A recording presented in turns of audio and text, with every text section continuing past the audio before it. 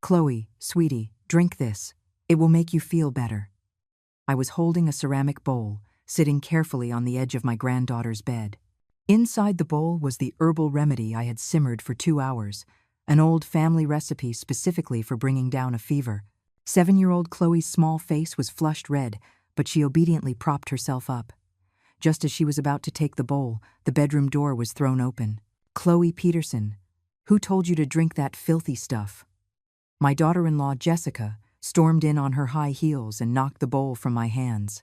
The dark brown liquid splashed across the floor, and the bowl shattered into several pieces. "Mom, can you please stop trying to hurt people with these folk remedies?" She turned to glare at me, her recent Botox making her expression seem particularly unnatural under the light. "What century are we in? Still drinking herbal tea? Do you have any idea how much bacteria is in that?" I knelt to pick up the broken shards, cutting my finger on a sharp edge, but I didn't dare make a sound. For 5 years, I had grown accustomed to scenes like this. "Grandma," Chloe called out to me timidly, her big eyes welling up with tears. "It's all right, sweetie. Grandma will go get you some medicine from the store." I forced a smile and backed out of the room. In the kitchen, while I ran cold water over the cut on my finger, I listened to Jessica talking on the phone in the living room. "It's so annoying. That old hag is making trouble for me again. If it weren't for the fact that she can pick up Chloe from school, I would have kicked her out ages ago." I silently reached for the fever medicine on the top shelf of the cabinet. It was the bottle Jessica had bought last week. I couldn't reach it myself, and I didn't want to always be bothering my son. Just as I had poured a glass of water, I heard the sound of a key in the front door. Michael was home. I quickly dried my hands and went to greet him. "You're back. Dinner is being kept warm in the oven." He didn't even look at me, walking straight toward the bedroom. "I'm exhausted. Don't bother me tonight." I stood there, still holding the glass of water. 5 years ago, when I handed over the company I had run for 20 years to him, he looked just as tired. But back then, he would at least say, "Thanks, Mom. You've worked hard." "Michael," Jessica's voice came from the bedroom. "Your mother was giving Chloe that weird herbal junk again." "She meant well." Michael's voice was tired and weak. "Meant well? Do you have any idea how bad the flu is this year? What if it delays her treatment?" I gently placed the water glass on the coffee table and returned to my own room, a converted storage closet less than 90 square feet. In an old photograph on the wall, a young Michael had his arm around my shoulder, his smile radiant. That was the day he graduated from college. I had sold my gold bracelet to treat his entire class to dinner. Late that night, I was awakened by the sound of arguing. Pressing my ear to the wall, I could clearly hear the conversation between my son and daughter-in-law. "I can't live like this anymore," Jessica screamed hysterically. "You have to kick your mother out tomorrow." "Keep your voice down," Michael whispered back. "I've had enough. Just looking at that old hag all day is bad luck." Jessica's voice was like a knife stabbing into my heart. "If you don't get rid of her, we're getting a divorce. And you can take your daughter and get out." After a moment of silence, I heard my son say, "I'll figure something out." I curled up on my bed, tightly hugging the only photograph I had left of my husband and me. "Honey," I whispered, "is this the son we raised with so much love and sacrifice?" The next morning, I woke up at 5 o'clock as usual. I made porridge and pan-fried the green onion pancakes that Michael loved. At 6:30, Jessica's bedroom door was still closed. I tiptoed to the table, placed the breakfast there, and then went out to buy groceries. The early winter morning was bone-chillingly cold. I wrapped my old down jacket, the one I had bought 5 years ago, tightly around myself, thinking about buying Chloe a new scarf. Last week, she had mentioned that her classmates made fun of her for having such an old one, but Jessica had scolded her for not being frugal. At the farmer's market, I picked out the freshest pork ribs and yams, planning to make a nourishing soup for Chloe. After having a fever yesterday, she surely wouldn't have much of an appetite today. "Mrs. Eleanor, here to get something good for your granddaughter again?" the vegetable seller asked with a smile.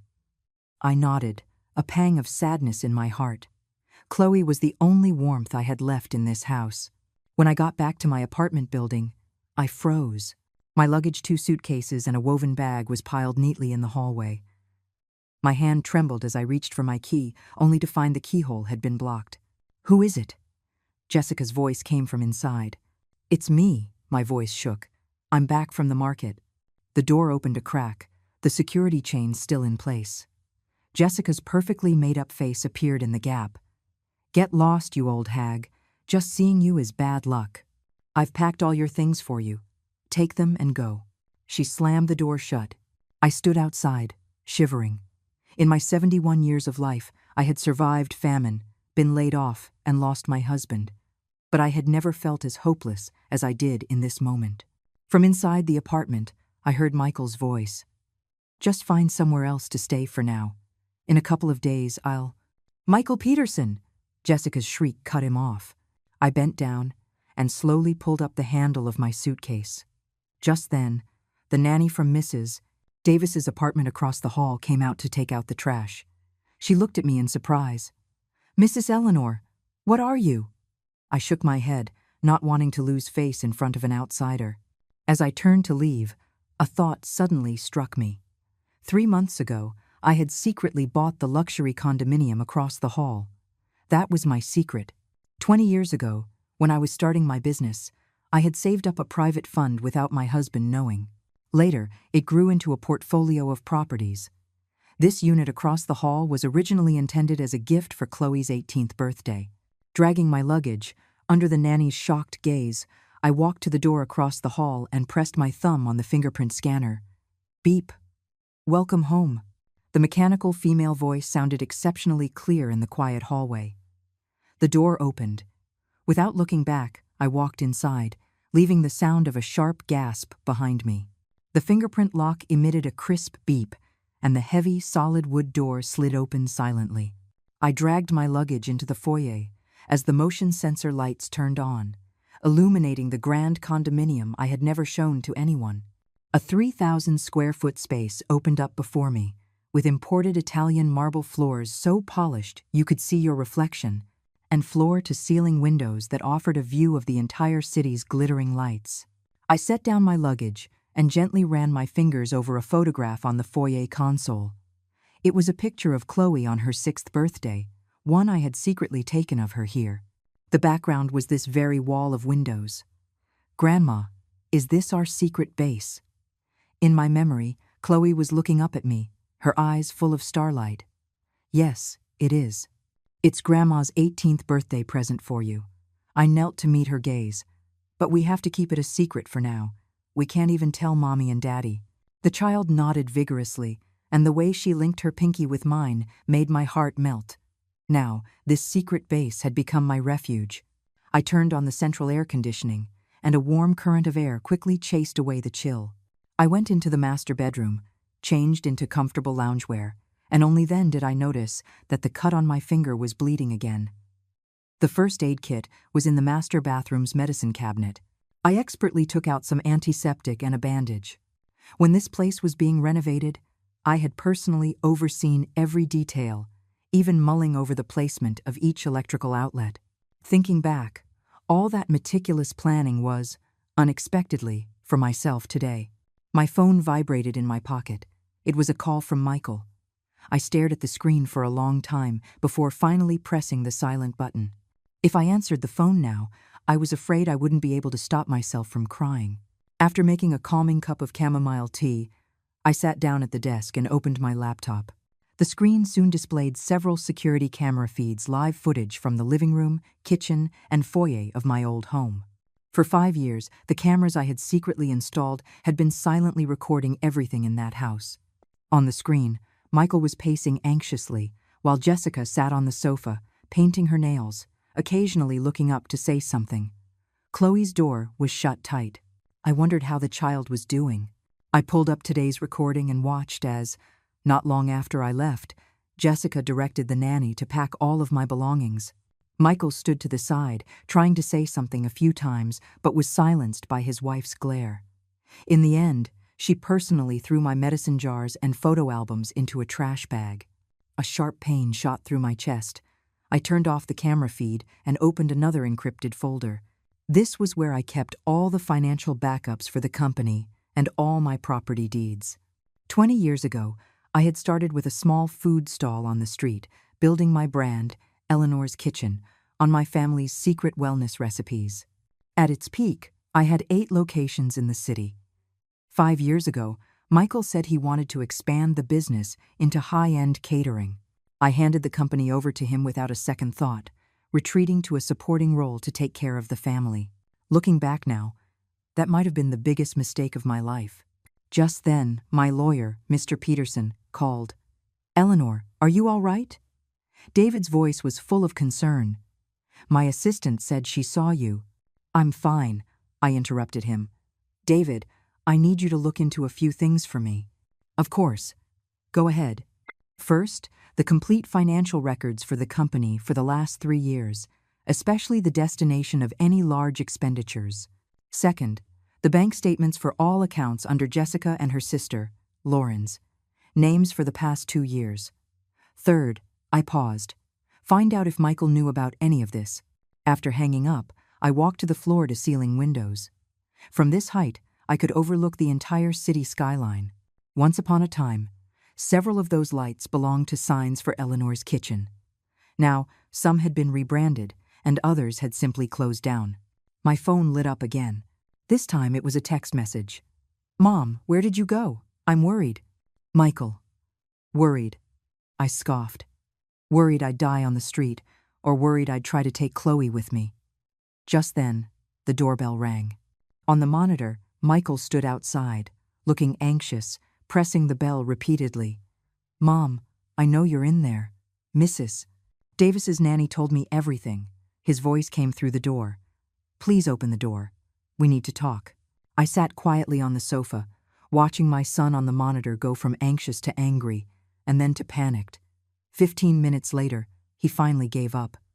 Before leaving, he kicked the fire hydrant hard. The night grew late, but I had no desire to sleep. Opening the safe, I took out a thick photo album. It was a record of Michael's life, from infancy to adulthood. Next to each photo, I had written the date and a little story. I turned to the last page, the picture of him with his arm around me on his college graduation day.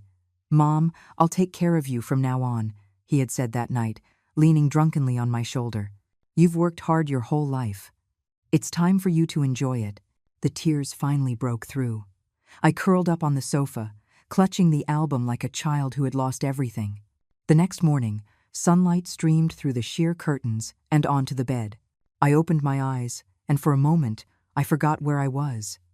It wasn't until I saw the unfamiliar ceiling that I remembered the events of yesterday.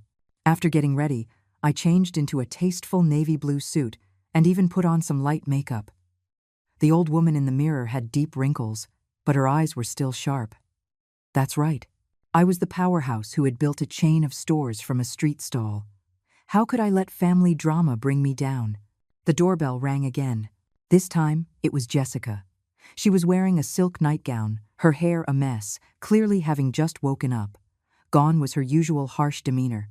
Her face was plastered with a fake smile. "Mom, yesterday was all a misunderstanding. Please open the door. We can talk this out." I watched her performance on the monitor, unmoving. "Mom, Chloe misses you. She's been crying all morning." Seeing that I wasn't responding, she started playing the sympathy card. At the mention of Chloe, my heart tightened, but my rational mind told me that giving in now would only make things worse. Jessica lingered outside for half an hour before leaving in a huff. I immediately sent a message to David Peterson, asking him to have someone keep an eye on Chloe to ensure her safety. At noon, while I was reviewing the company's books, the doorbell rang a third time. This time, there were 3 people: Michael, Jessica, and Chloe. The child's eyes were red and swollen. She had clearly been crying for a long time. "Grandma! Grandma!" Chloe wailed, pounding on the door. Her voice was heartbreaking. I couldn't bear it any longer and rushed to the door. But just as my fingers were about to touch the handle, I heard Jessica whisper to Michael, "As soon as we get the condo, change the locks immediately." My hand froze in midair. So that was it. They were after the property. "Chloe," I said softly through the door, "Grandma's right here. Don't be afraid." "Grandma, I want to live with you," the child sobbed. "Chloe Peterson!" Jessica snapped. What nonsense are you talking about? I clenched my fists, my nails digging deep into my palms. Chloe, sweetie, you go back with Mommy and Daddy for now. Grandma promises we'll see each other very soon, okay? Eventually, they left with a crying Chloe. I immediately contacted a private investigator I knew, asking him to monitor Chloe's situation around the clock. In the evening, David Peterson arrived with the information he had gathered. After reading the documents, a chill went through me. The company's books showed a massive deficit, with nearly $2 million funneled to an account under the name Lauren's Luxuries. A new apartment and a Mercedes had suddenly appeared under Jessica's name. But what hurt the most was that Michael had mortgaged the property of the original flagship store 3 months ago, the only asset his father had left for us. Eleanor, should we call the police? David asked, pushing up his glasses. I shook my head. Let's not tip them off just yet. I handed him a file. This is a list of all the assets under my name. I need you to get it notarized. David opened the file, his eyes widening. There's this much. I gave a faint smile. Besides this condo, which is worth over $10 million, I have 3 school district apartments on the south side and a commercial property in a redevelopment zone on the north side. These were all meant to be gifts for Chloe. There's one more thing, I said, opening my laptop and pulling up a security video. The remedy that Jessica knocked over yesterday. I need you to get a sample of it tested. David nodded, carefully taking the sealed bag containing the residue. After he left, I stood by the window, watching the sunset slowly sink below the city's skyline. For the first time in 5 years, I felt completely clear-headed. They thought they had kicked out a burdensome old woman, but what they had unknowingly done was awaken a slumbering lioness. My phone vibrated. It was a message from the private investigator. The child is home safe, but emotionally unstable. Also discovered that Jessica has been frequently visiting a hotel with an unidentified male. Have photographic evidence. I looked at the picture of Jessica being intimate with a strange man, feeling nothing. This family had rotted from the inside out a long time ago. Now, it was time for certain people to pay the price. At 5 o'clock in the morning, my internal clock woke me up as usual. 20 years in the restaurant business had conditioned me to rise at this hour, a habit I couldn't break even after retiring. In the kitchen, I skillfully prepared the ingredients. Angelica root, astragalus, goji berries, the medicinal herbs were laid out neatly on the cutting board. Even though I had left my son's house, I was still worried about Chloe's health. The child had a weak constitution and was prone to getting sick whenever the seasons changed. The water in the clay pot bubbled as I added the prepared herbs one by one. This was my family's ancestral spleen-nourishing soup. My father passed it down to me, and I was supposed to pass it down to Michael's wife. A shame. Shaking off the thought, I set up my phone and started recording the cooking process. Hello everyone, I'm Grandma Eleanor. I smiled at the camera. Today, I'm going to teach you how to make a nourishing soup that strengthens the spleen and stomach. This was an idea that came to me in the middle of the night. Start a short-form video account to share my knowledge of medicinal cuisine. If my son and daughter-in-law didn't need my care, at least these family recipes shouldn't be lost. After uploading the video, I continued to sort through the company's finances. The information from David showed that Jessica's brother, Jason, was the company's largest ingredient supplier. He was providing low-quality herbs at prices 30% higher than the market rate, and Michael had signed off on every single contract. Fool, I couldn't help but curse out loud. These inferior ingredients not only affected the taste but could also make people sick. The reputation Eleanor's kitchen had built over 20 years was being single-handedly destroyed by him. My phone chimed with a notification. I was surprised to see that the video I had just uploaded already had several hundred likes. The comment section was filled with messages asking Grandma Eleanor to share more. As I scrolled through the enthusiastic responses from strangers, my nose suddenly started to sting. Just as I was about to reply to a comment, the doorbell rang sharply. On the monitor, Michael stood outside, a grim look on his face, holding a stack of papers. "Mom, I know you're in there," he said, pounding on the door. "We need to talk. There's trouble at the company." I frowned and pulled up the security app on my phone. The camera at the company showed several people in uniforms putting up official notices on the door. What was going on? I opened the door, but left the security chain on. When Michael saw me, his eyes lit up for a second before his face fell again. The health department showed up for a surprise inspection. They said our ingredients aren't up to code, and we have to shut down for a review. He waved the papers in his hand. Mom, you know a lot of people. Can you help? I looked at him coldly. Why aren't the ingredients up to standard? There's a problem with that supplier, he stammered, his eyes shifting. But now's not the time to talk about that. Which supplier? Jason? Michael's face turned pale. How? How did you know? I didn't answer, simply dialing the number of Director Williams at the health department right in front of him. He had once been one of my most loyal customers. Bill, it's me, Eleanor, I said, intentionally putting the call on speaker. I heard my son's restaurant got inspected. Eleanor, a warm voice came from the other end. I honestly didn't know it was your family's place. I'll ask about it right away. Michael's eyes were wide as saucers, his mouth opening and closing like a stranded fish. 10 minutes later, Director Williams called back. He said it was a misunderstanding and had already told his people to take down the notices. Michael let out a long sigh of relief, a smile spreading across his face. Mom, thank you so much. I knew you could fix it. Don't be so quick to thank me, I said coldly. I have conditions. Anything. First, terminate the contract with Jason immediately. Second, I want to see Chloe. Third, I stared him in the eye. Tell me where that $2 million went.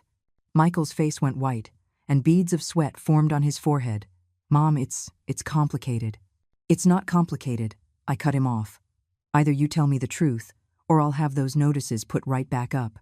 He hemmed and hawed for a long time before finally collapsing to the ground. It was Jessica, he said, defeated. She said her sister had an investment opportunity, a sure thing. I was a fool. I closed my eyes, a heavy weight pressing on my chest. $2 million. How many years of waking up early and working late had it taken for me to save that much?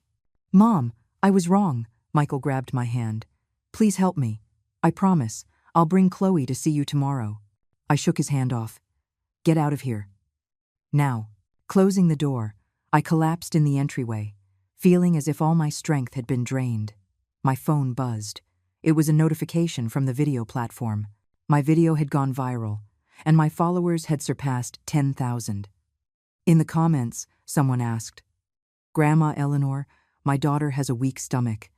Can she drink this soup? I took a deep breath and began to reply thoughtfully. At least here, my knowledge and experience were still valued by someone. In the afternoon, David Peterson brought the test results for the medicinal residue. It contained trace amounts of a laxative. I shot up from my seat. What? Eleanor, who handled this medicine. I immediately pulled up the security footage, replaying the moments before Jessica knocked over the bowl. Zooming in, I could clearly see her sprinkling something into the bowl while my back was turned. Call the police. My voice trembled. She was trying to harm Chloe. Not necessarily, David analyzed. She might have been trying to frame you. If the child got sick, she could blame it on your remedy. A cold chill ran down my spine. To get me out of the house, she was willing to harm Chloe. Just then, the doorbell rang again. This time it was Chloe, standing outside alone, tear tracks on her small face. Grandma! The moment I opened the door, she threw herself into my arms. I don't want to go back. Mommy pinched me. It was only then that I noticed the bruises on her wrist. A surge of fury washed over me. Why did she pinch you? Because I missed you, Chloe sobbed. Daddy said you have a secret house and you're a bad grandma, but I know you're a good person. I held my granddaughter tightly, my heart feeling like it was being twisted by a knife. David quietly took pictures of the bruises on the child's wrist. This would be crucial evidence. After calming Chloe down, I made her favorite red date pastries. The way the child wolfed them down broke my heart. Jessica must not have been feeding her properly again. Chloe, listen to Grandma, I said, kneeling down to her eye level. You go back with Daddy for now. Grandma promises to bring you here to live very soon, okay? Really? Her eyes lit up. Really? I held out my pinky finger. Pinky promise. After Chloe left, I immediately contacted the private investigator, asking him to focus on gathering evidence of Jessica's abuse. At the same time, I registered a trademark for Eleanor's medicinal cuisine, preparing to make a comeback. That evening, my video account's followers surpassed 50,000. A well-known pharmaceutical company sent a collaboration request, interested in jointly developing a line of wellness products. I looked out at the city lights, suddenly feeling like life had given me a second chance. This time, I would not sacrifice my career and dignity for anyone. Late at night, my phone lit up. It was a long text from Michael, filled with remorse and self-blame. At the end, he said he was under too much pressure and the company was about to collapse. I didn't reply. Some lessons have to be learned the hard way to be truly understood. The court summons arrived while I was filming my third medicinal cuisine video. The delivery guy looked at me with sympathy. "Ma'am, are you all right?" I took the envelope. When I saw the plaintiff's name, Michael Peterson, I actually laughed. Good. Very good. This is the wonderful son I raised. The summons was clear. My son was suing me for division of assets, claiming the condo across the hall was marital property. The reasoning was that, since it was purchased after my husband's death, it should be considered joint property, and as the sole heir, he was entitled to a share. Absurd! David Peterson slammed his hand on the table in anger. This property was purchased with your premarital assets. It has nothing to do with him or his father. I, on the other hand, had calmed down. Let's prepare for the lawsuit. Also, find out who gave him this idea. Soon enough, David had the answer. Jessica's sister, Lauren, was a lawyer. She was clearly the one pulling the strings. "Eleanor, we have more than enough evidence to win," David said confidently. "But just to be safe, I suggest—" "No," I interrupted him. "I'm filing a countersuit." David was stunned. On what grounds? Child abuse and malicious prosecution. I pulled up the photos of Chloe's bruised wrist and the security footage of Jessica, adding the laxative to the medicine. Also, look into the company's finances. I suspect embezzlement. David's eyes lit up. Understood. I'll get right on it. After he left, I continued filming. Today's topic was a soup for calming the nerves and aiding sleep. My followers were already asking for the next video in the comments. In just 2 weeks, my account, Grandma Eleanor's Kitchen, had gained 150,000 followers. Many people were sharing how my soup recipes had helped them. After filming, I opened the safe and took out a stack of yellowed receipts. These were all the documents related to the purchase of the luxury condo, from the source of the funds to the renovation invoices. I had always known this day might come, so I had saved every single piece of paper. My phone rang. It was an unfamiliar number. "Hello?" I answered cautiously. Is this Grandma Eleanor?" a young woman asked timidly. "I'm Miss Miller, from Sunshine Preschool. I'm Chloe's teacher." My heart clenched. What's wrong with Chloe? She drew a picture in art class today. The teacher hesitated. "I think you should see it." Half an hour later, I was looking at the drawing. On a piece of paper, a black crayon had colored most of the page. In a corner, a small figure was trapped in a cage. Outside the cage stood a larger figure holding a key. At the top, in shaky letters, were the words "Grandma got kicked out." "Chloe has been very emotionally unstable lately, Miss," Miller said with concern. "She has frequent nightmares and refuses to eat her lunch." I carefully folded the drawing, my heart aching. This picture was more powerful evidence than any legal document of who the child truly needed. "Miss Miller, would you be willing to testify in court?" I asked directly. She hesitated for a moment before finally nodding. "For Chloe, I'm willing." Back home, the private investigator sent his latest findings. He had proof of Jessica's affair with her personal trainer, along with chat logs between her and her sister discussing how to ruin the old hag. I scrolled through the messages, my heart growing colder with each one. All this time, without my knowledge, the family had been rotting to its core.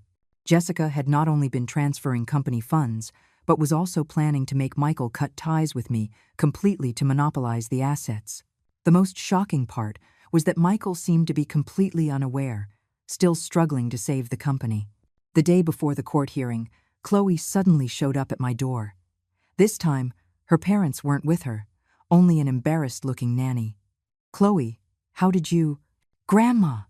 She threw herself into my arms, her small hands clutching my clothes tightly. I ran away. I quickly brought her inside. The nanny stood at the door, hesitating. Ma'am, if her mother finds out, she'll kill me. Go back for now, I said, slipping her a few $100 bills. Just say you couldn't find her, understand? The nanny hesitated, then nodded and left. Closing the door, I immediately checked Chloe for new injuries. Sure enough, I found several pinch marks on her back, already turning blue. Who did this? I asked, suppressing my rage. Mommy. Chloe lowered her head.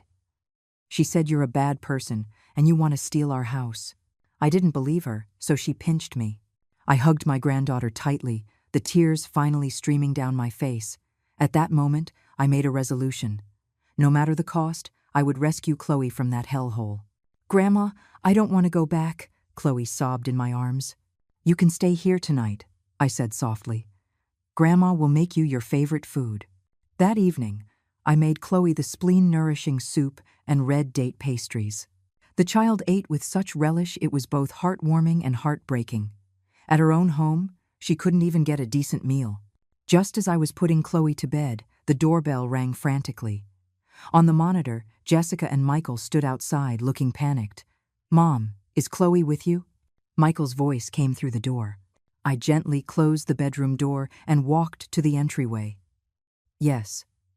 She's staying here tonight. No way, Jessica screamed. Michael Peterson, your mother is kidnapping her. Call the police. Go ahead, I sneered. It'll be a great opportunity for the police to see the bruises on the child's body.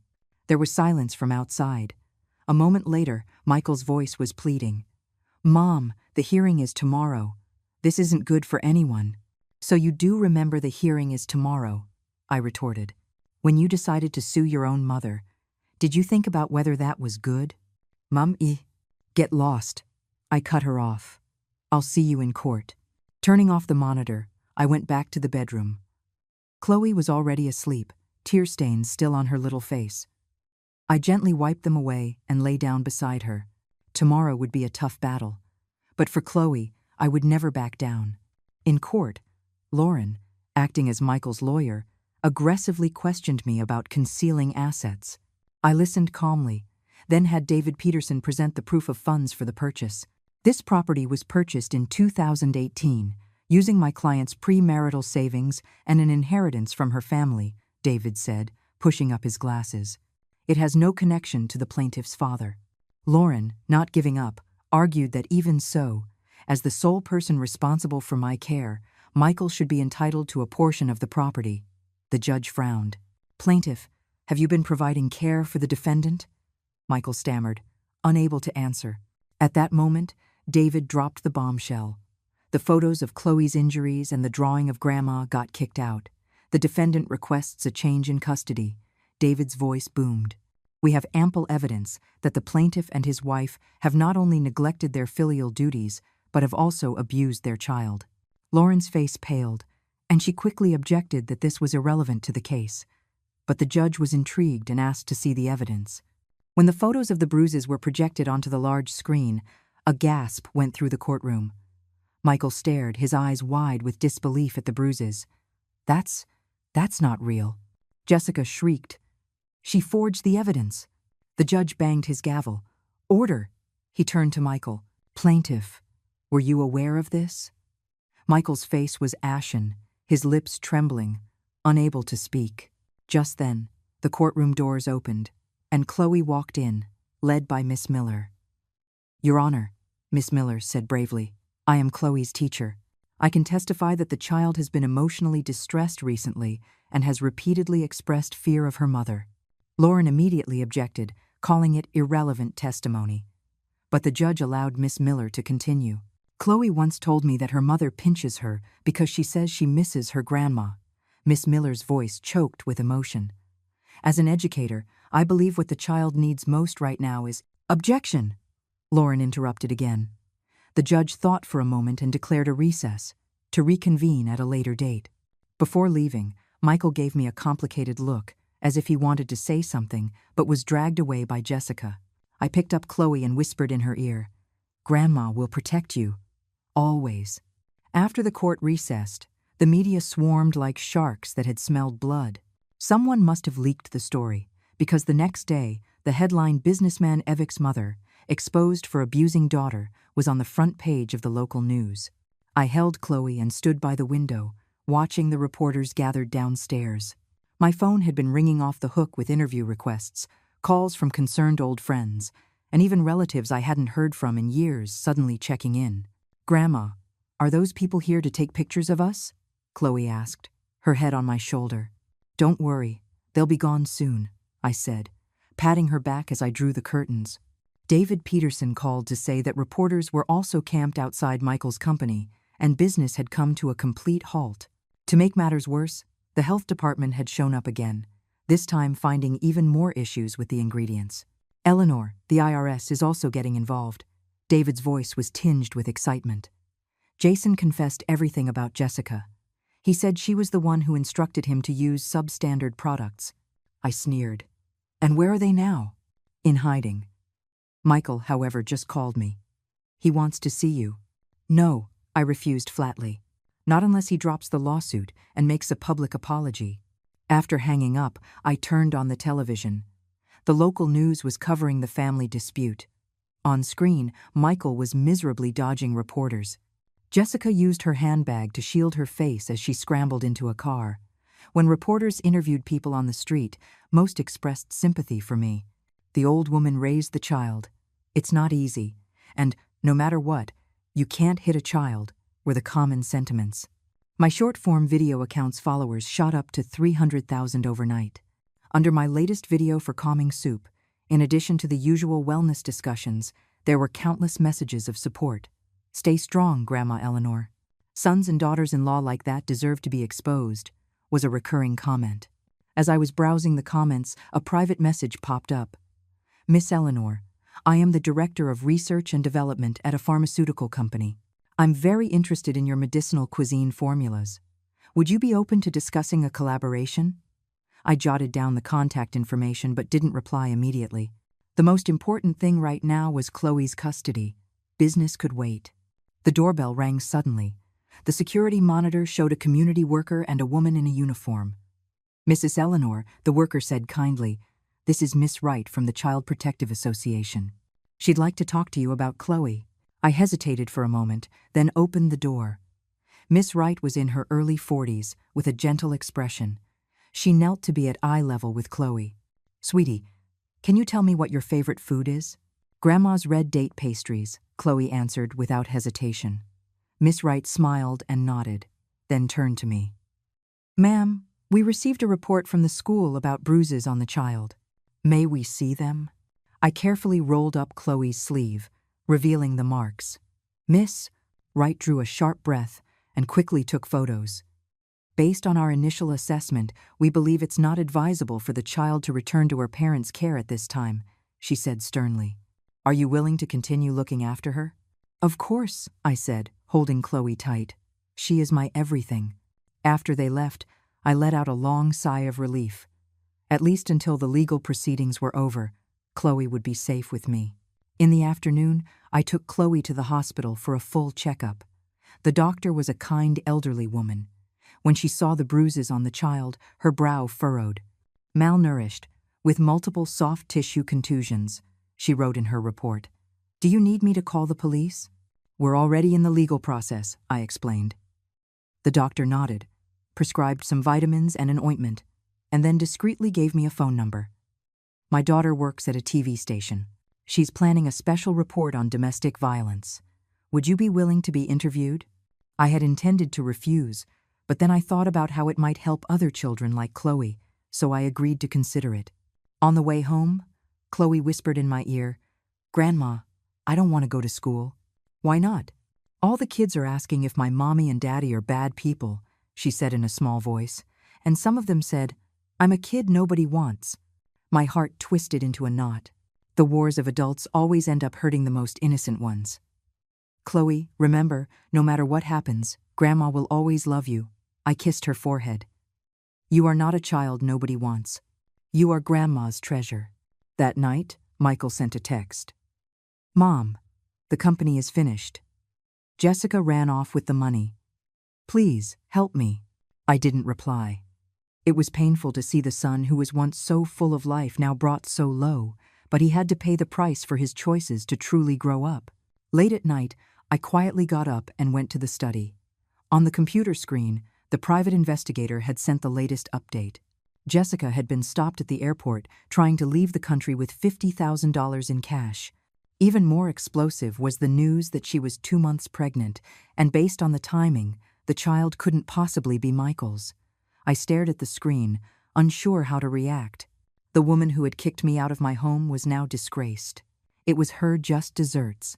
But Michael, did he know he was about to lose a child for the second time? The next morning, David Peterson called in a hurry. "Eleanor, Michael has withdrawn the lawsuit. He also posted a public apology." I opened my computer and, sure enough, found the post on a local forum under Michael's real name. It was a long article, detailing how he had been manipulated by his wife and her family, how he had wronged his mother, and finally, begging the public for a chance to start over. "Mom, I know I was wrong," the post concluded. "I don't dare ask for your forgiveness, only for a chance to make amends." I closed the computer, my heart a mix of emotions. Just then, Chloe walked in, rubbing her eyes. "Grandma, I dreamt that Daddy was crying." I picked her up and suddenly made a decision. "Chloe, do you want to see Daddy?" The child hesitated, then nodded slightly. "How about Grandma invites him over for dinner?" Chloe's eyes lit up, then dimmed again. "What about Mommy?" "Just Daddy." I kissed her cheek. "Our little secret." Michael arrived faster than I expected. The doorbell rang just as I was finishing up a 4-course meal. When I opened the door, his haggard appearance shocked me. His eyes were sunken, he hadn't shaved, and his suit was wrinkled. He looked nothing like the successful man he once was. "Mom," he choked out, not daring to step inside. "Come in," I said, stepping aside. "Chloe is waiting for you." At the sound of his daughter's name, Michael's tears finally broke free. He stumbled in and knelt on the floor, hugging Chloe as she ran to him, crying like a child. "Daddy was wrong. Daddy is so sorry," he repeated over and over, kissing Chloe's hair. I stood by, my eyes welling up. In that moment, I saw the little boy from 30 years ago who would run into my arms to apologize after doing something wrong. At the dinner table, Michael ate ravenously, clearly not having had a proper meal in a long time. I silently served him a second bowl of soup. "This is a recipe to calm the nerves and help digestion. I made it specially for you." "How's the company?" I asked softly. He put down his bowl and gave a bitter smile. "It's finished. The employees haven't been paid, and suppliers are at the door demanding money." He paused. "Mom, I can't pay you back that $2 million. Let's not talk about money right now." I waved my hand. "What do you know about Jessica's situation?" His face changed. You know? She's pregnant. It's not yours." Michael's face went deathly white, his hands trembling so much he couldn't hold his chopsticks. Chloe looked at her father with concern, sweetly placing her small hand on his. I should have known," he muttered to himself. "All those late nights, those unexplained expenses." I didn't add to his misery, only saying calmly, "Eat, the food is getting cold." After dinner, Chloe was watching TV in the living room while Michael and I stood on the balcony. "Mom," he said, his head down, "I don't know how I can ever make this up to you." "Do you know why I was able to buy this condo?" I asked suddenly. He shook his head, puzzled. "Because I never put all my eggs in one basket. After your father passed away, I ran the restaurant while secretly investing in real estate. All those years, I only slept 4 hours a night, just to save a little more for you." Michael's shoulders slumped, "and I destroyed 20 years of your hard work. Money lost can be earned again," I turned to him. "But if you lose your conscience, you've truly lost everything." He dropped to his knees with a thud, hugging my legs. "Mom, I'm sorry, I'm so sorry." I stroked his hair, just as I did when he was a child. The son who had broken my heart, his remorse at this moment was so real. "Get up," I said softly. "Tomorrow, go take care of things at the company." Pay what needs to be paid, and take responsibility for what you've done. And then? He looked up, a glimmer of hope in his eyes. And then, we start over. I smiled slightly. But this time, you'll listen to me. The morning sun streamed through the sheer curtains into the bedroom. I got up quietly, not wanting to wake Chloe sleeping soundly beside me. After Michael left last night, she had clutched my shirt tightly, only falling into a restless sleep late into the night. In the kitchen, while simmering millet porridge, I reviewed the documents David Peterson had sent. Jessica had confessed to everything in custody from her affair to embezzling company funds, and even how she and her sister conspired to drive a wedge between Michael and me. What shocked me the most was her admission of deliberately putting laxatives in the medicine to create the illusion that Grandma's remedy made the granddaughter sick. And the bruises on Chloe were because the child kept saying at preschool how Grandma is the best, which infuriated her. Monster. I trembled with anger, nearly knocking over the pot of porridge. I took a few deep breaths to calm myself and continued preparing breakfast. The doorbell rang. On the monitor was Michael's exhausted face. It was only 7 in the morning, but his eyes were bloodshot. He clearly hadn't slept all night. The moment the door opened, he fell to his knees. "Mom, I checked the company accounts. It's worse than I thought." I helped him up and handed him a cup of hot tea. "Tell me slowly." It turned out that, after leaving last night, Michael had gone through all the books and discovered that in addition to the $2 million already known, Jessica had also taken out high-interest loans in the company's name. The loan sharks were now coming after him. "Mom, I'm ruined," he said, holding his head in his hands. "My signature is on those loan agreements, but I had no idea."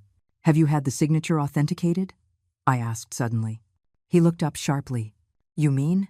"Eat first." I pushed the porridge and side dishes in front of him. "When Chloe wakes up, we'll figure this out together." Michael lowered his head to eat, but large tears fell into the bowl. The son who was once so full of life was now completely broken by reality. When Chloe woke up and saw her father was still there, she happily jumped into his arms. Watching the two of them, I quietly snapped a photo. No matter what mistakes the adults made, a child's love for their parents is always pure and forgiving. After breakfast, I contacted David Peterson and a handwriting expert. At the same time, the private investigator brought even more explosive news. A DNA test confirmed the baby Jessica was carrying belonged to her personal trainer. And what was more horrifying, the affair had started when she was pregnant with Chloe. Which means, Michael's face was ashen. Chloe might not be. "No, Chloe is yours," I said firmly. "She looks exactly like you did as a child." To be certain, I scheduled a paternity test. Michael held Chloe and wept uncontrollably. Although the child didn't understand what was happening, she sweetly wiped her father's tears. In the afternoon, the three of us went to the company. The once bustling restaurant was now deserted, with a few employees sitting around listlessly. When they saw us, they immediately surrounded us, demanding their wages. "Everyone," I raised my voice, "you will be paid every cent you are owed, but I need a little time. For those willing to stay, I, Eleanor Peterson, guarantee you will be treated well. For those who wish to leave, you will be paid in full within 3 days." The employees looked at each other. An old chef emotionally grabbed my hand. "Ma'am, you're back. We're saved." Michael looked at me in astonishment. I patted his hand. "Let's go to the office and get all the account books." We spent the entire afternoon sorting through the company's finances. As each messy account was untangled, a terrible truth emerged. Jessica and her brother had embezzled at least $5 million over the years. The company was nothing but an empty shell. "Mom," Michael's voice trembled, I'm going to jail." "So you realize your mistake now," I said, not looking up from the books. "I know," he choked out. "I betrayed your trust. I deserve to lose everything." I didn't comfort him. Some lessons have to be learned through gut-wrenching pain to be remembered. That evening, the paternity test results came back. Chloe was indeed Michael's biological daughter. He held the report, crying and laughing at the same time, while Chloe, oblivious, just kissed her father's cheek. Just as we were getting ready for bed, the doorbell rang again. On the monitor, Lauren stood outside with 2 strangers, her expression grim. "Mom, "Don't open the door," Michael said nervously. "She's definitely up to no good."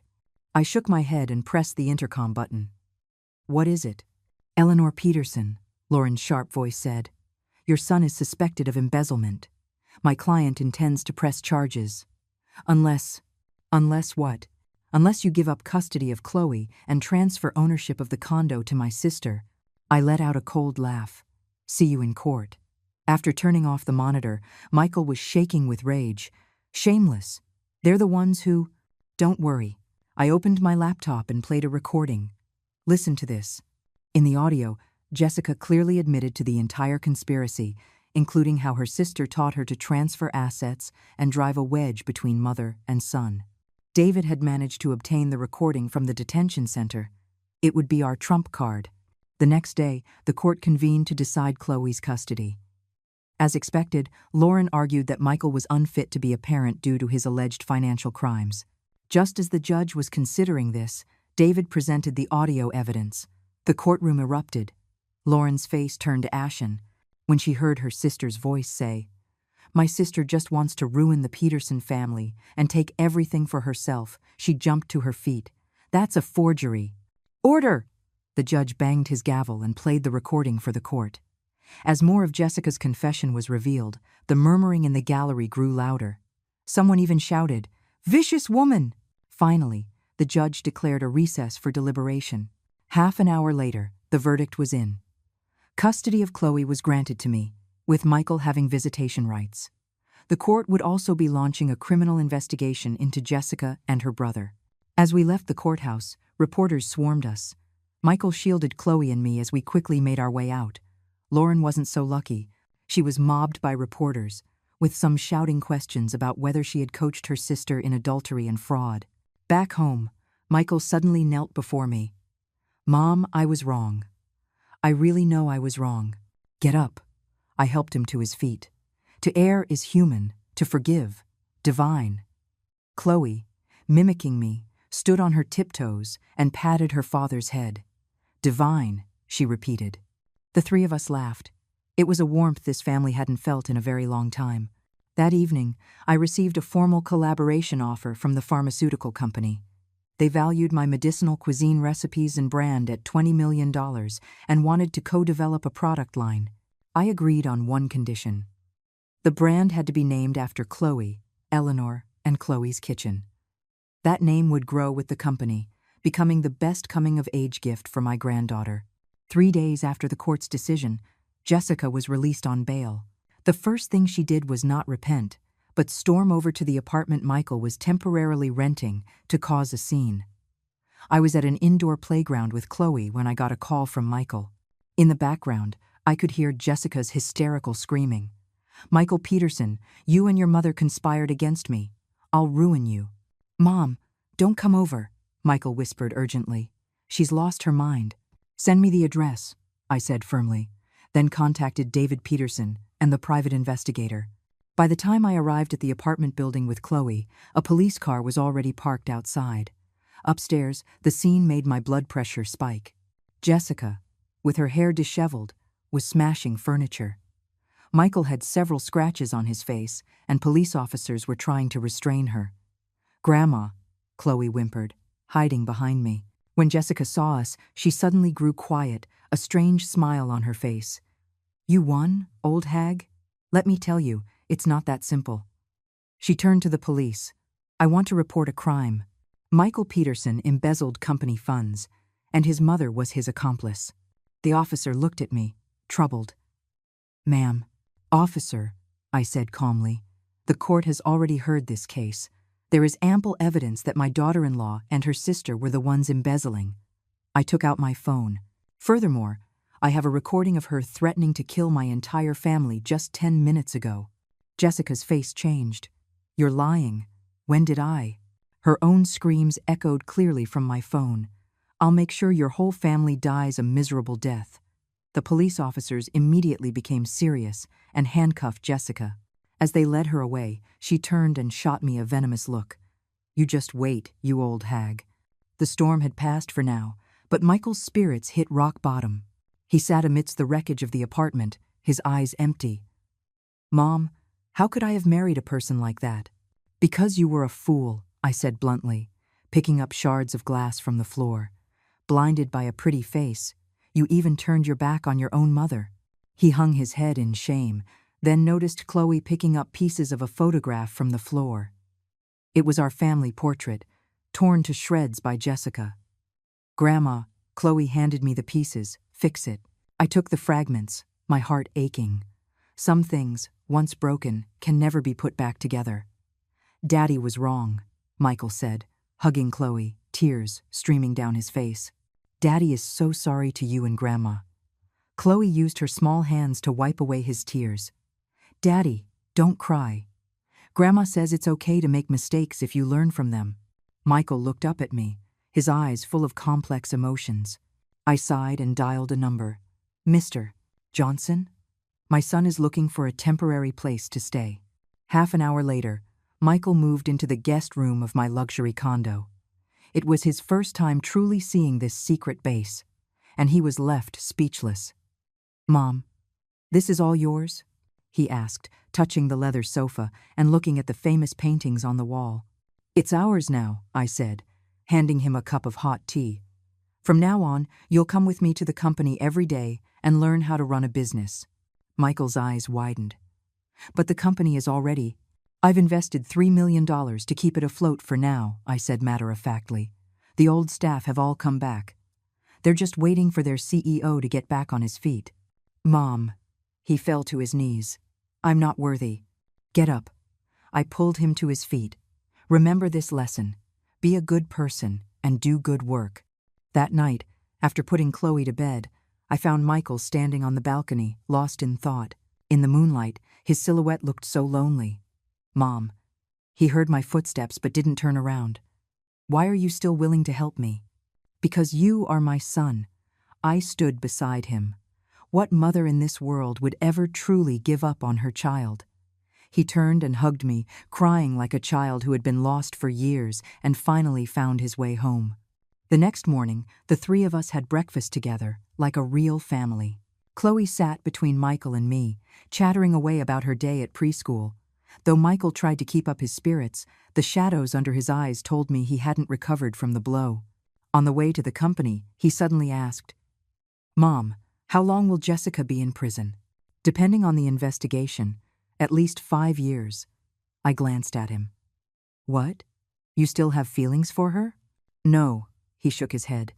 It's just 10 years of marriage. How did it come to this? I didn't answer. Some paths he had to figure out on his own. At the company, the old employees had mixed expressions when they saw Michael. The once dashing young boss now followed me like a student who had made a mistake. Everyone. I stood in the center of the restaurant. Starting today, I will be the acting general manager. Michael will start over from the bottom. We are reopening the old store, and we will rebuild our reputation. Do you have confidence? Yes. The employees responded in unison. The following days were busy but fulfilling. Every day, I took Michael through every department, from purchasing to the kitchen, from the front desk to accounting, teaching him the business step by step. He was a diligent student, no longer the arrogant and impractical young man he used to be. In the evenings, we would help Chloe with her homework and play games together. Sometimes, I would wake up in the middle of the night for a glass of water and see him in the study, poring over recipes and financial reports. A month later, the collaboration with the pharmaceutical company officially began. At the signing ceremony, I specifically asked Michael to give the speech. Facing the media cameras, his palms were sweaty with nerves, but his performance was commendable. Eleanor and Chloe's kitchen will uphold the philosophy of combining tradition with innovation. His voice grew steadier. I want to thank my mother, Mrs. Eleanor Peterson, for her trust and support. The applause was thunderous. I smiled as I watched my son, seeing a reflection of his father in his youth. However, the good times didn't last. On the eve of Jessica's trial, her sister Lauren started spreading vicious rumors in the media, claiming I abused my daughter-in-law and controlled my son. The company's recently improved reputation was once again tarnished. To make matters worse, Chloe was teased at preschool. "Your mommy is a bad person," another child said, and she came home crying, refusing to go to school. "Mom, let's sue them for defamation," Michael said angrily. I shook my head. The truth will speak for itself.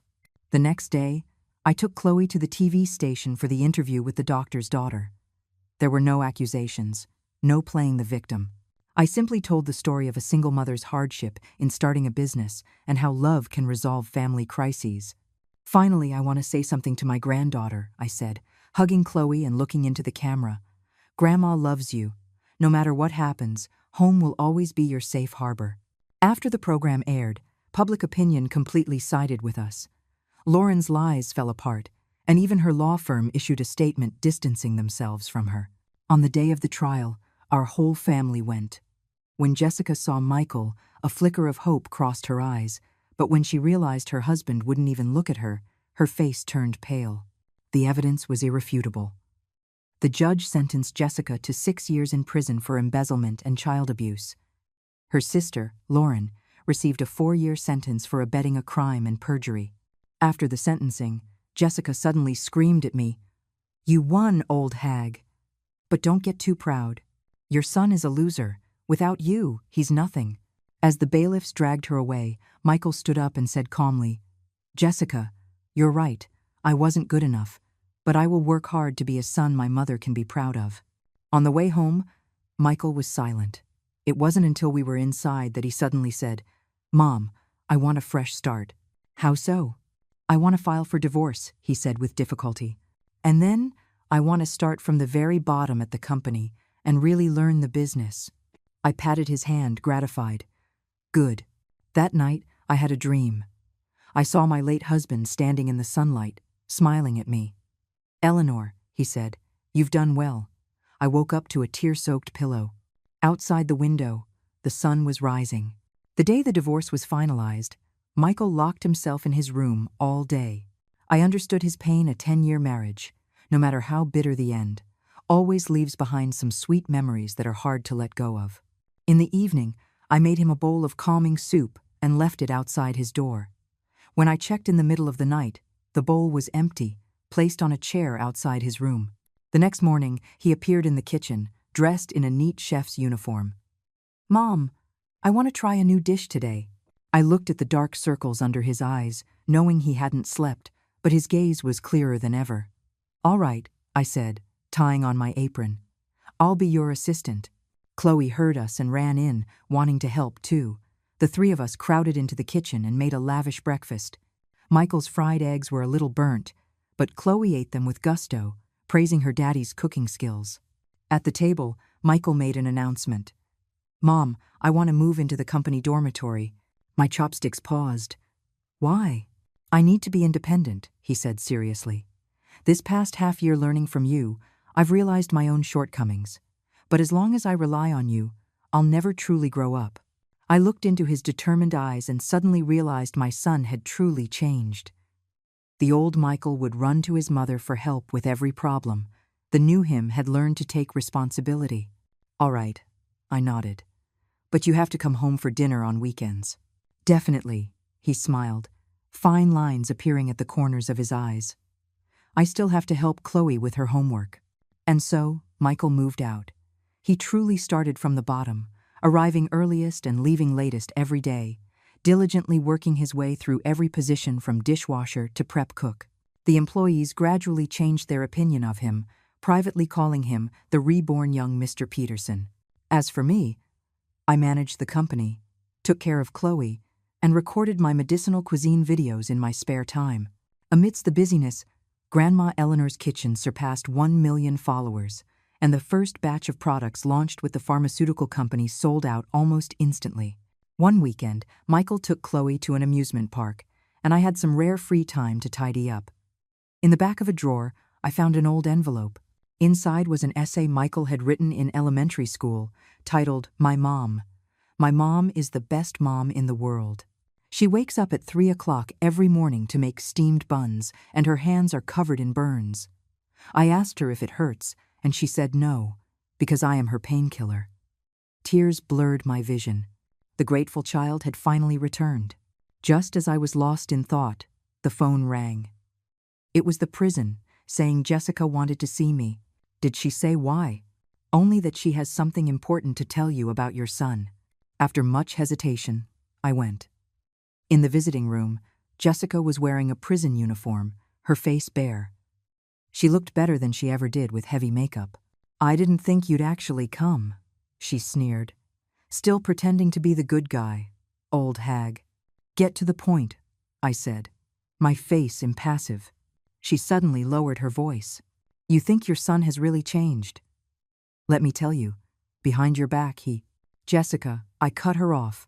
"Nothing you say can change the fact that you are in here while he is out there trying to live a better life." Her expression flickered, then she laughed. "Fine. Then listen to this. Your son can't have children. Chloe isn't his at all." I shot to my feet. "Nonsense. Don't believe me? Go check for yourself," she said smugly. "I did IVF to keep him tied down. The sperm was from my trainer. The medical records are still at the hospital." I suppressed my shock and said calmly, "Jessica, you are truly beyond saving." As I turned to leave, her handcuffs rattled. "You old hag, your family line ends with you. Ha ha ha ha ha." When I got home, I immediately contacted the private investigator to verify her claims. The days waiting for the results were sleepless nights. Yet I had to pretend everything was normal in front of Michael and Chloe. A week later, the report came. Jessica was partially telling the truth. Michael did have a congenital condition that made natural conception difficult. However, Chloe's DNA was a 99.99% match to his. She was, indeed, his biological daughter. Medically, miracles like this happen occasionally, the doctor explained. It's like winning the lottery, low probability, but not impossible. I let out a long sigh of relief, but then a new worry for Michael crept in. How devastated would he be if he knew he had almost lost Chloe forever? After careful consideration, I decided to keep this a secret. Some truths are better left unknown. Time flew by, and it was Chloe's birthday. Michael planned an elaborate party, inviting her entire class. Watching my granddaughter laughing among her friends, Michael and I exchanged a smile. "Mom, thank you," Michael said suddenly after the party. "Thank me for what?" "For not giving up on me." His eyes were red. "Without you, I don't know where I'd be now." "Silly boy," I patted his hand. "A mother is always there." That night, I made a decision. The next morning, I called a meeting with the company's senior management. "Starting today, Michael Peterson will resume his role as general manager," I announced. "I will serve only as an advisor, involved only in major decisions." Michael looked at me, shocked. "Mom, I'm not ready." "You are ready," I said firmly. "Everyone has seen your performance over the past 6 months." The old employees nodded in agreement. After the meeting, Michael hugged me, his eyes red. "Mom, I won't let you down." "I know," I smiled, letting him go. "By the way, the pharmaceutical company's annual gala is next week. I want you to represent me." "But, such an important event." "You are my son," I said, adjusting his tie. "Sooner or later, you have to stand on your own 2 feet." And so, I gradually handed over the reins to Michael. He did not disappoint. The company's performance steadily improved, and the reopened flagship store was bustling with customers. What made me even prouder was that he took Chloe to volunteer at a local charity every week, saying he wanted to cultivate a sense of gratitude in her. On a weekend in late autumn, the 3 of us went for a picnic in the countryside. The autumn leaves were like fire. Chloe ran across the meadow, her laughter as crisp as bells.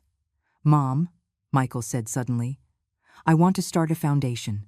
"What kind of foundation?" "To help single mothers and left-behind children," he said, looking at Chloe in the distance. "I owe so much to you and Chloe. I want to make it up in this way." My heart warmed. "That's a wonderful idea. I've even thought of a name. The Eleanor Peterson Charitable Foundation." I shook my head. "That's too flashy." "No, Mom," he said seriously. "I want everyone to know that I am proud of you." An autumn leaf drifted down, and I caught it in my hand. Once, my greatest wish was simply for my son to understand my sacrifices. Now, not only did he understand, he wanted to pass that love on to others. Perhaps this is the most beautiful cycle of life. On the day the Eleanor Peterson Charitable Foundation was established, Many media outlets were present. Michael, dressed in a sharp suit, stood on stage, recounting the hardships of being raised by a single mother and the Foundation's mission to help vulnerable groups. My mother taught me, his voice choked with emotion, that love is not about taking, but about giving. That a home is not a house, but a sanctuary for the heart. Thunderous applause erupted from the audience. I sat in the front row, watching my son speak confidently under the spotlight, feeling as if it were a lifetime ago. 6 months ago, he was a puppet manipulated by his wife and her family. Now, he had found his own backbone. After the event, a representative from the pharmaceutical company approached us to propose an additional investment to expand production. During the negotiations, Michael displayed a professionalism and composure that made me nod in approval. He had finally grown up. On the way home, Chloe fell asleep in the back seat. Michael suddenly said, "Mom, Jessica wrote me a letter." My heart tightened. What did she say? An apology? He gave a bitter smile. She said she regrets how she treated you and Chloe and hopes I can forgive her. I wrote back and said that forgiveness doesn't matter anymore. What's important is that we all move forward. He paused. Mom, I hired a good lawyer for her to try to get her sentence reduced. You don't mind, do you? I shook my head. You did the right thing. Forgiveness is the best gift you can give yourself. It took me 70 years to understand that lesson, but my son had learned it early through his own hardship. When the first snow of winter fell, we moved back into the luxury condo across the hall. Michael personally designed the renovations, placing my bedroom in the sunniest spot and creating a dreamlike princess room for Chloe. Grandma, are we going to live here forever? Chloe asked, running excitedly from room to room.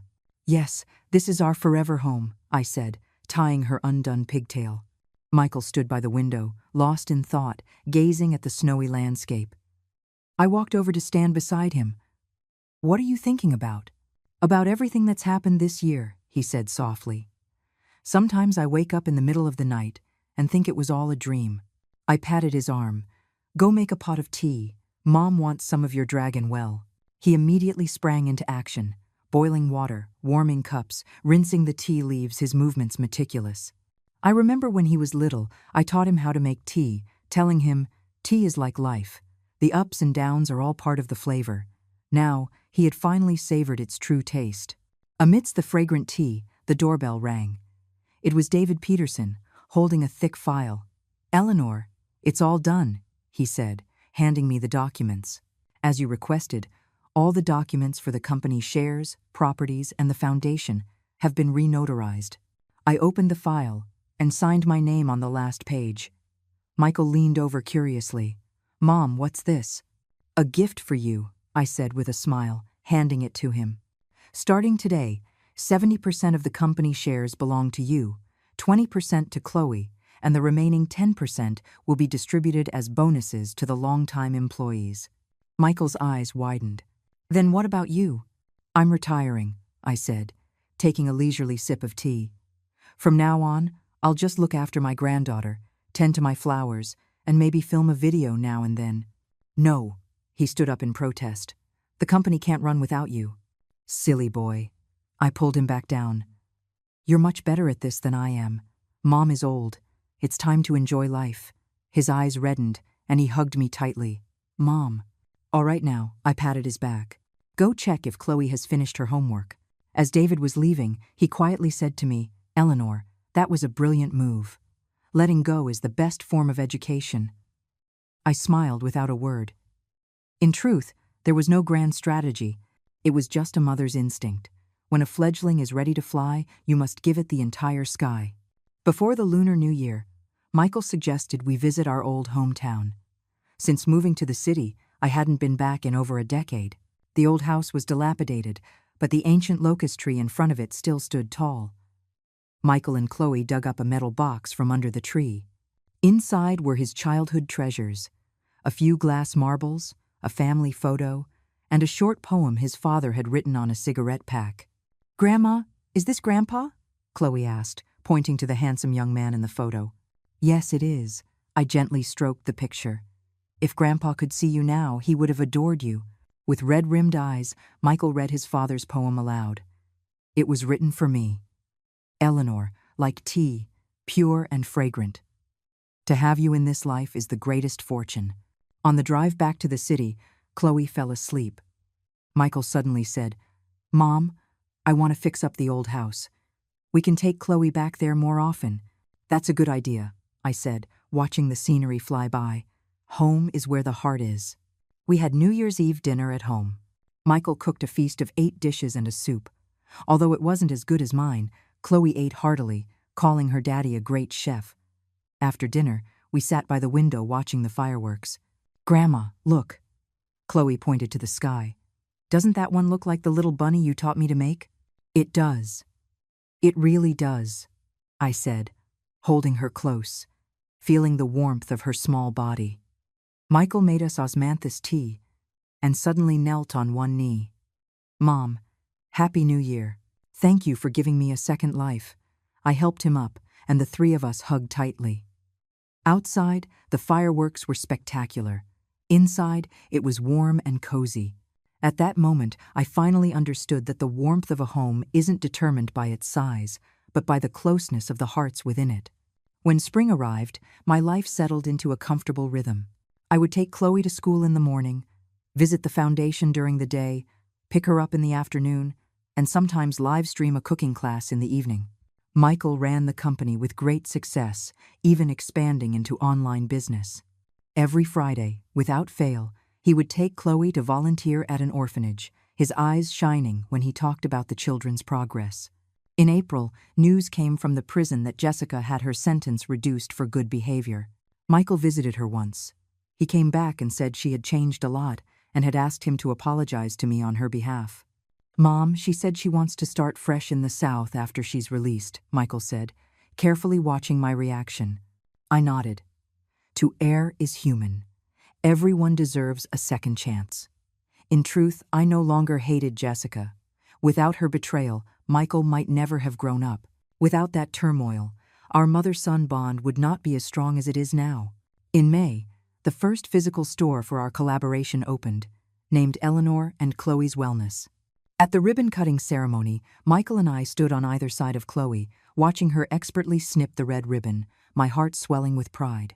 That night, before bed, Chloe suddenly asked me, "Grandma, will you love me forever?" "I will," I kissed her forehead. "Forever and a day." She smiled contentedly and quickly fell asleep. I gently closed her door and found Michael standing in the hallway, holding a small box. "Mom, this is for you." He opened it. Inside was an old key. "Remember this?" I took the key and recognized it immediately. It was the key to the lock they had changed, the lock that had once kept me out. I had the original lock restored. Michael's voice was thick with emotion. "Mom, you can always come home." "Silly boy," I patted his cheek. "Mom has been home for a long time." In the summer, our family went to the beach. The turquoise sea stretched to the horizon. Chloe collected seashells on the sand, while Michael helped her build sandcastles. I sat under a large umbrella, watching them play, suddenly remembering 30 years ago when I had watched Michael and his father play on this very same beach. Time flows like water, and life is like a song. The pains of the past have now become nourishment for the soul. After returning from the beach, I made another decision: to officially transfer the ownership of the luxury condo to Chloe. On the day of the signing, the lawyer joked, "Ma'am, aren't you afraid your son will have an issue with this?" "My son?" I glanced at Michael beside me. He dotes on Chloe even more than I do. Michael smiled and nodded. "My mom is right. Besides, everything I have will be Chloe's someday anyway." That evening, Michael told me mysteriously that he had something to show me. He opened his laptop. On the screen was a beautifully designed corporate branding proposal. The main visual was a silhouette of a grandmother, father, and daughter. The brand name was Eleanor's Legacy. "Mom, this is our new project," he explained excitedly. "It focuses on family warmth and traditional wellness." Watching him, so full of passion, I thought back to 20 years ago when I was selling my remedies at a small street stall. Now, my son had not only inherited my craft, but had elevated the philosophy behind it. This, perhaps, is the true meaning of legacy. In the autumn, Chloe started second grade. On the first day of school, Michael and I walked her there together. We watched her small figure, with a backpack on, run into the schoolyard. We both smiled at the same time. "Mom, thank you," Michael said suddenly. "Thanking me again?" "Thank you for giving me a chance to start over," he said, looking at the distant playground. "Sometimes I wonder, without you, what would I be like now?" "There are no what-ifs," I said, linking my arm through his. "Come on, let's go grocery shopping. I'm making your favorite braised fish tonight." Under the setting sun, our shadows stretched long behind us. The once broken bond of family was now stronger than ever. The once shattered home was now vibrant, with new life. And that was more than enough.